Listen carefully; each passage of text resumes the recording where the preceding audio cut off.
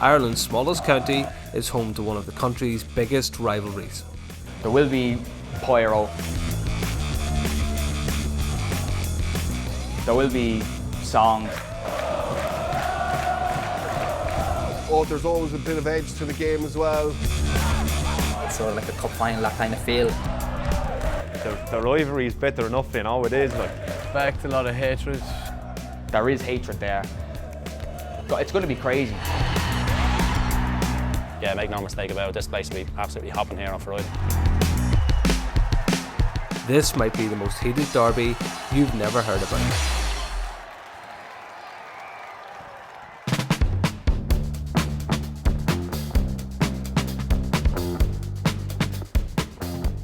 My name is Ali. I'm a filmmaker who's obsessed with football.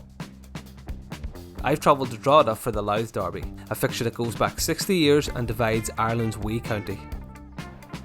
Describing the Louth derby, It's the best atmosphere I've ever played in all my career, the best atmosphere. Maybe not as many people, but it's the same kind of hatred there and the will to kind of win. It's a little bit more fiery because you're going into a derby game and you're going to war with your troops, so it's the bragging rights for the county. You'd have some people that from Dundalk living in Drogheda living in Dundalk, you know, it could be the one up on the neighbour you'd near want. kind of league form and league positions kind of go out the window. It's just that game you want to win. It's the best feeling in the world when you get one over on them. You come to Friday, Saturday, you want to win that game and you're happy you're going into your weekend then, like, you know, makes the weekend for you. I've experienced derby games, foreign games in Italy, etc. And it's well up there. Both clubs bring something to the table, but it's a cracking atmosphere. There's always been a bit of a rivalry between Drogheda and Dundalk. Like you have these two massive towns in the smallest county in Ireland, one based in the north, one based in the south. There's always been that rivalry, but I suppose kind of football is the best way to encapsulate that and experience it. So the Louth derby takes place in the northeast of the country between Dundalk and Drogheda. Or is it Drogheda? Or is it Drogheda? A lot of people would pronounce it Drogheda. Drogheda. But it's a lot of people from outside it would be Drogheda, so it's D-O-O-G-H-E-D-A. Drogheda up north, so my missus would call it Drogheda. We don't use the G or the H, it's Drogheda. Like Mars bar, Star bar, Drogheda. We're a big town looking for city status. It's no longer like the industrial heartland of the northeast that it was maybe in the 50s and the 60s. I think it's well known and well documented in recent years that it's been asset stripped of jobs, investment. A lot of people would feel that we've been overlooked and neglected. The only thing we do have in Drogheda is our football club. Drogheda, as well as UCD, are the only two part-time teams in the 10-team Premier Division. Drogheda aren't just clinging on for survival. They beat the biggest teams and have established themselves in this division as a credible club. It means everything to them. You're down the street, if you get recognised down the street, especially when you're living locally, all they want to talk about is football. Football the whole time, football mad. Well, Drogheda United is a fan-owned club. You won't find a meeting on a Monday night up in the Windmill Road, people in Mercedes and Rolls Royces. We don't have sugar daddies. It's a very working class club. Like, I'd say maybe 6 years ago the numbers were low. Well, the same core group of lads are still there, but the numbers were low in terms of support. In the last two or 3 years especially, we've really upped it. Most games are sellouts at home. We've been packed out crowds, which is brilliant for the town and for the club. And my opinion on it all is, if you really love football as much as people say they love football, would you not want to go see it live every single week? But ultimately, you know, Drogheda are a team that perennially punch above their weight. And you know, as a part-time team, even being in the League of Ireland Premier Division today means that they are punching above their weight. And just 36 kilometres north of Drogheda sits Dundalk, a club with different fortunes from their neighbours to the south. Oh, here the home of football. This is where all the magic happens in Dundalk. It's a working class town. It's a football town. You know, the Oriel Park's bang in the middle of Dundalk. It's walking distance for a lot of people's houses. Everyone's wearing Dundalk jerseys, everyone's wearing Dundalk gear, and you know, since I've been here, 2013, it hasn't changed. Every conversation would start with football. I thought, oh, it was a good result Friday night, it was a poor result Friday night.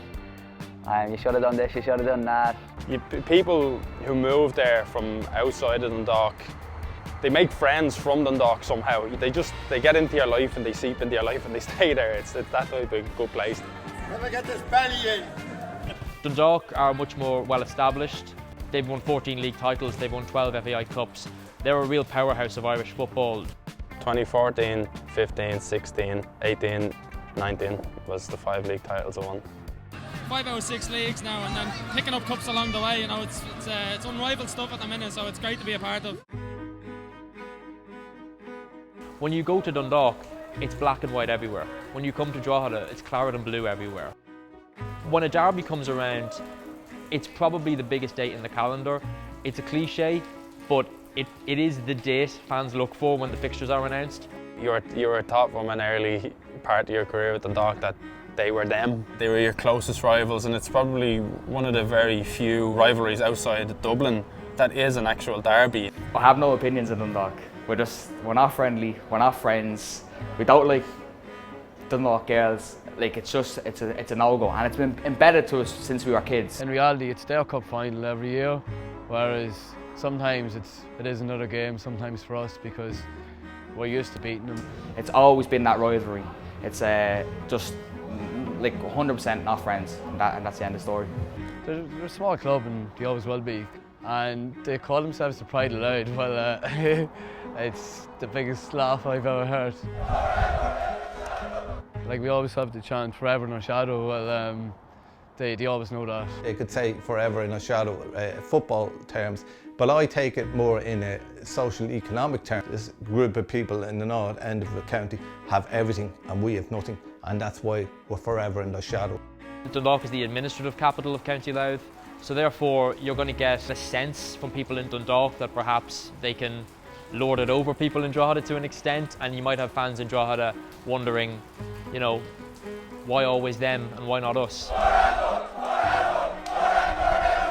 It's more of a cultural thing, and because as well, even though they're only 20 minutes up the road, there's an accent difference as well. Like you can tell who's from Drogheda and who's from Dundalk, and you know straight away, and we just don't get on. We never have got on, and we never will like Dundalk in the future. It's actually interesting because now both clubs find themselves kind of as close perhaps as they've been in a very long time, and it might add to the derby in a couple of years to come that they're so close in the league and they might be competing for the same things. With Derby Day approaching, there's one element that's making it even more tantalising than usual. Dundalk legend Pat Hooban is 1 goal away from breaking the club's all-time goal scoring record. Do you know, it's been a funny one with the record. Everyone's been talking about it, but I haven't been really thinking about it. But now I have to think about it, and hopefully I can go down to Drogheda and beat that record. Winning the derby is incredibly important. Pat Hooban knows that. He's scored winning goals in derbies before, but to break Donnelly's record in the derby will be superb.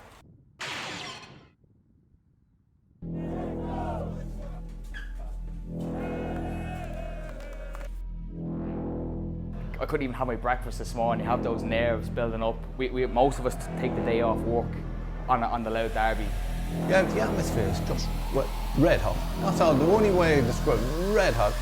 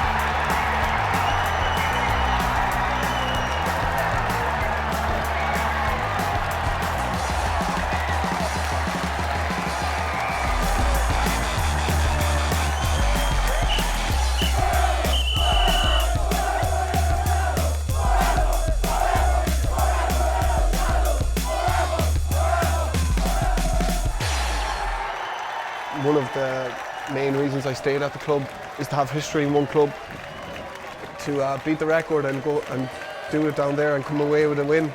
There's no better feeling than that. You can't really write that kind of stuff.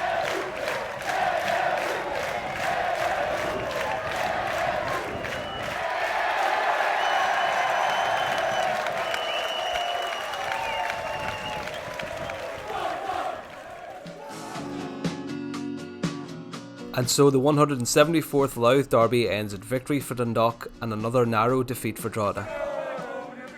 So if you support League of Ireland, you have like a friendship group, you have friends, you meet up on a Friday, you have your few points, you go to the game, you have good atmosphere. It's unbelievable.